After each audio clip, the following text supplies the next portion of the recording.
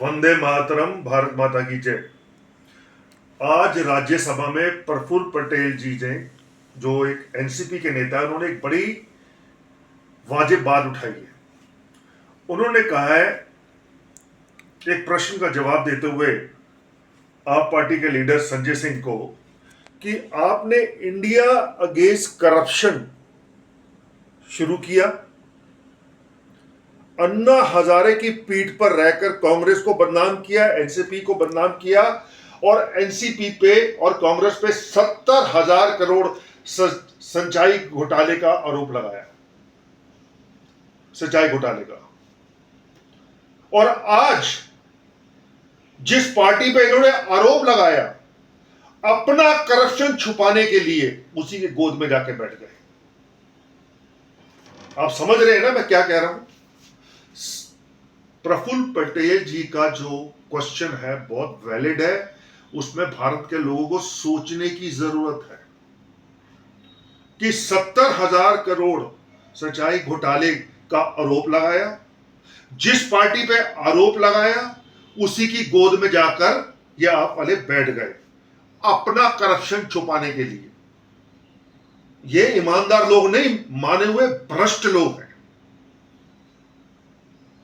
भारत के लोगों को अपने नाक, कान, आंखें खोल के चलना चाहिए। एक पार्टी 70,000 करोड़ करप्शन का इल्जाम लगाती है और अपने करप्शन को बचाने के लिए अपने नेता को फंसते देख उन्हीं के तलवे चाटते हुए उनकी गोद में जाके बैठ जाती है। यह है आप पार्टी का चरित्र। दूसरा, इस लोकसभा इलेक्शन में मेरे हिसाब से यह मोदी जी की 2019 से भी बड़ी जीत है, 2014 से भी बड़ी जीत है। पूछिए क्यों? कांग्रेस ने इतना दुष्प्रचार किया, गरीब लोगों को भड़काया, संविधान को खतरे में बताया, 8,500 हर महीना देने का वायदा किया, एक साल बाद लाख रुपए देने का वायदा किया, 10% वोट जरूर छटक के उधर गया गरीब लोगों का, लेकिन 90% लोगों ने लालच में नहीं फंसे, उन्होंने बीजेपी को वोट दिया। इतना दुष्प्रचार होने के बावजूद भी बीजेपी ये इलेक्शन जीती, एनडीए अलायंस के नाम से। So this is the one of the biggest win of prime minister Modi. यह उनके कामों की विजय है। खुल के जवाब देना चाहिए उनको, कांग्रेस पार्टी को। मुस्लिम अपीजमेंट पॉलिसी पे खुल के बात करनी चाहिए इस देश में। हम मुसलमानों के खिलाफ नहीं है, लेकिन अपीजमेंट पॉलिसी के खिलाफ है।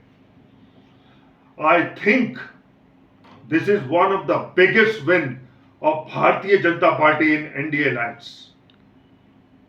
इतना कुछ करने के बावजूद भी ये लोग इलेक्शन नहीं जीत पाए, कांग्रेस पार्टी वाले। इतना दुष्प्रचार, इतना झूठ।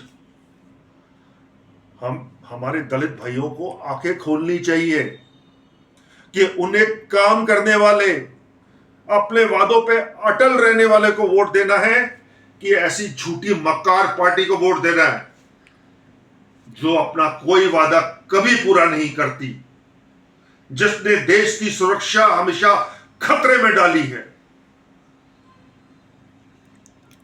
क्या आप दोबारा ऐसी पार्टी को वोट देना चाहेंगे, लालच में फंसकर?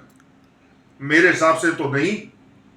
संविधान कोई खतरे में नहीं था। अरे संविधान को कुछ बदलना होता तो 10 साल में बदल देते। मोदी जी ने तो संविधान को अपने माथे के साथ लगाया, अपने मुंह के साथ चूमा। भाइयों, अपनी आंखें खोलो। जात पात में ये लोग बांटकर, कुछ मुस्लिम वोटों के साथ मिलाकर उसका शरबत बनाकर पीना चाहते हैं, ताकि खुलकर मिलजुल कर करप्शन कर सके। राइज अगेंस्ट करप्शन, आवाज उठाइए अपनी इस भ्रष्ट चोर, इन गद्दारों के खिलाफ। वंदे मातरम। जय हिंद, भारत माता की जय।